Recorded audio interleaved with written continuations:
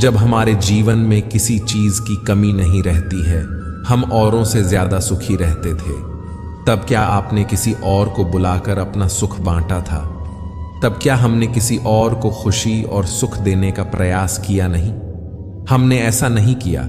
जब हम सबसे ज्यादा सुखी थे, तब हमने किसी के साथ अपनी खुशियां नहीं बांटी। उस समय हमने भगवान को भी याद नहीं किया। जब बारी दुख की आई, तब हमने भगवान को याद किया, उनसे शिकायत की। जब हमने ही सब कुछ किया है, सुख भी हमने ही भोगा है, सारी खुशियां भी हमने ही भोगा है, तो आपका दुख भोगने कोई दूसरा व्यक्ति कैसे आ सकता है?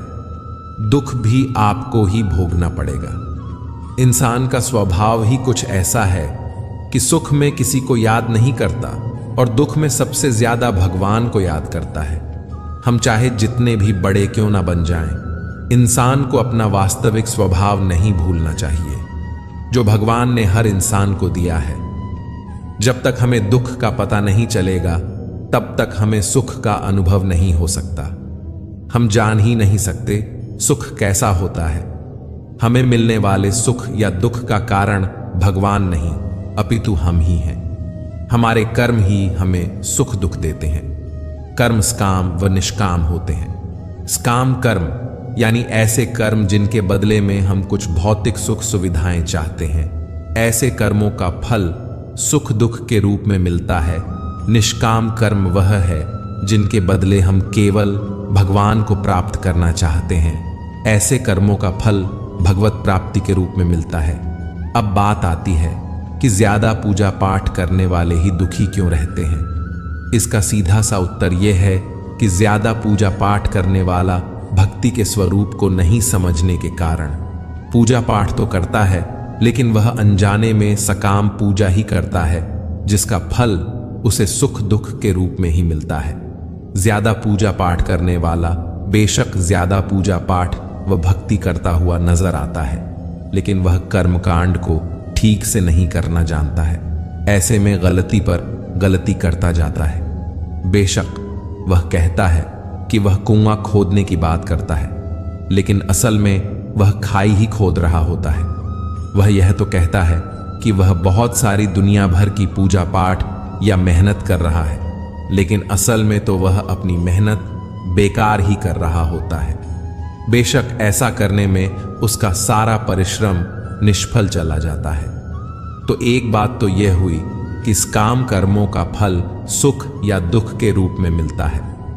हो सकता है कि उसके पूर्व कर्मों की वजह से उसकी जिंदगी में दुख बहुत लिखे हों और पूजा पाठ से बेशक कम हुए हों, लेकिन फिर भी आप यही सोच रहे हो कि भगवान हमें इतनी पूजा पाठ के बाद भी दुखी दे रहे हैं। और दूसरी बात यह है कि आप गलत तरीके से या बिना विधि विधान के जाने ही पूजा पाठ कर रहे हो। आप बेशक अत्यधिक पूजा पाठ कर रहे हो, लेकिन उनका प्रभाव उल्टा या निष्फल हो रहा हो। आशा करता हूं यहां तक आपको सब समझ आ गया होगा। अब मित्रों, हम कितने भी पूजा पाठ कर लें, अगर हमारा मन शुद्ध नहीं होगा तो उसका फल हमें कैसे मिलेगा? आप ही सोचो। इसलिए पूजा पाठ करने से ज्यादा हमें यह ध्यान रखना चाहिए कि हमारे कर्म अच्छे हो और हमारा मन शुद्ध हो। बस ऐसे में ही भगवान हमें मिल जाएंगे। भगवान पूजा पाठ करने वालों को नहीं देखते, भगवान तो भक्त का मन देखते हैं। बस वह पवित्र होता तो अपने आप ही सब सही होगा, क्योंकि आखिर में हमें कर्मों का फल ही मिलता है। अगर हम अच्छे कर्म करेंगे तो भगवान भी हमारा साथ देंगे, और अगर हम यह सोचे कि हम कर्म भी बुरे करें और भगवान भी हमारा ही साथ दे, तो ऐसा कभी भी नहीं होगा। इस गलत फहमी में कभी भी नहीं रहना चाहिए। कई बार भक्त पर भगवान की विशेष कृपा होती है, जिसके फल स्वरूप भगवान प्रयास करते हैं कि आपके प्रारब्ध का फल इसी जन्म में या एक ही बार में कट जाए। ऐसे में वे आपसे ज्यादा पूजा पाठ भी करवा सकते हैं, क्योंकि फल तो कर्म करने से ही मिलेगा। ऐसे में आपको इसे दूसरे दृष्टिकोण से समझना होगा। इसे आप भगवान की कृपा ही समझिए। कई बार जीवन के अंत में या मृत्यु के समय आपको भगवान अत्यधिक कष्ट भी दे सकते हैं। असल में वह कष्ट तो आपके कर्मों के ही होते हैं, लेकिन उन कष्टों को भगवान इस तरह से व्यवस्थित कर देते हैं कि अंत समय कष्टों की वजह से केवल भगवान का नाम ही याद रहे, न कि किसी सगे संबंधी या भौतिक विषय वस्तु का। और मृत्यु के समय हमारा जो भाव होता है हम उसी को प्राप्त करते हैं। ऐसे में भगवान की याद बनी रहने से ईश्वर आपके लिए भगवत धाम का रास्ता खोल देते हैं। ऐसे में यह ना कहें कि भगवान ने उन्हें इतने कष्ट दिए, वह तो इतना पूजा पाठ करते थे, क्योंकि सबकी खुद के कर्मों का फल है। अब इसमें कोई फर्क नहीं पड़ता कि हम कितना पूजा पाठ करते हैं और को कितना पूजा पाठ नहीं करते हैं। भले ही हम रात दिन पूजा पाठ करें, सारे दिन बस भगवान को ही याद करें, पर अगर हम कर्म बुरे करें, लोगों को सताएं, तो सोचो भगवान आपका साथ कहां देंगे। भगवान आपका साथ कभी नहीं देंगे। भगवान आपका साथ आपके कर्मों को देखकर ही देते हैं, आपकी पूजा पाठ को देखकर नहीं। भक्ति जितनी प्रबलता से दुख में होती है, उतनी प्रबलता से सुख में हो ही नहीं सकती। संसार में ममता छूटना, आशा छूटना, मोहनाश आदि सब दुखदाई परिस्थिति में ही होते हैं।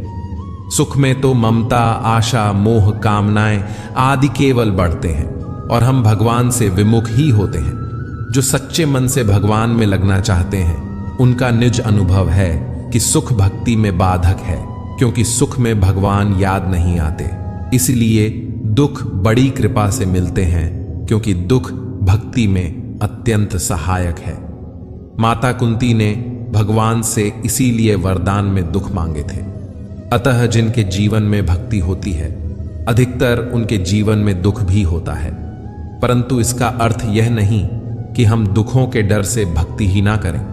जो दुख भक्त झेल रहा है, वह तो उसे वैसे भी झेलने ही पड़ेंगे, आज नहीं तो कल, इस जन्म में या अगले कई जन्मों में।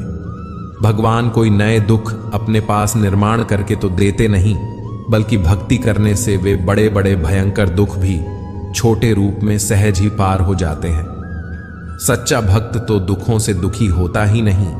हमें भले ही दिखे कि उसकी परिस्थिति दुखदाई है, परंतु वास्तविकता में वह मन से निश्चिंत हो। ऐसे में यह कभी नहीं सोचना चाहिए कि भक्ति करने से दुख मिलेंगे तो भक्ति ही नहीं करेंगे, इस जन्म में नहीं तो आगे किसी जन्म में, क्योंकि हमारा वास्तविक लक्ष्य, वास्तविक मांग तो भक्ति ही है। इस जन्म में ही भक्त बन जाएं तो आगे के जन्मों में आने वाले ना जाने कितने ही दुखों कष्टों से बच जाएंगे। अधिकतर लोग भूतकाल के दुख से पीड़ित होते हैं, जबकि भूतकाल जा चुका है। लोग उससे सबक लेने के बजाय बीते दुखों का दुखड़ा को लेकर ही रोते रहते हैं, जिससे वर्तमान समय की शक्ति को वह क्षीण कर भविष्य बिगाड़ लेते हैं। कहते हैं, संसार में कोई भी मनुष्य इतना भाग्यवान नहीं है जिसकी किस्मत में हमेशा सुख ही सुख पाना लिखा हो। भगवान की अनोखी व्यवस्था है कि प्रत्येक व्यक्ति को इस संसार में सुख दुख दोनों को ही भोगना पड़ता है। फर्क सिर्फ इतना है कि पूर्व जन्मों के कर्मानुसार एक व्यक्ति के खाते में सुख के पल दुख के क्षणों से कुछ ज्यादा जमा होते हैं। हर व्यक्ति के एक से दिन कभी नहीं होते। आज जो दुखी है वह कल सुखी होगा, जो आज सुखी है वह कल अपने पूर्व जन्म के कर्म द्वारा दुखी भी हो सकता है, क्योंकि सुख और दुख रथ के पहियों की तरह घुमा करते हैं। अब व्यक्ति को चाहे दुख आए या सुख, दोनों को सहन करना चाहिए। दुख है तभी तो सुख के महत्व का पता चलता है।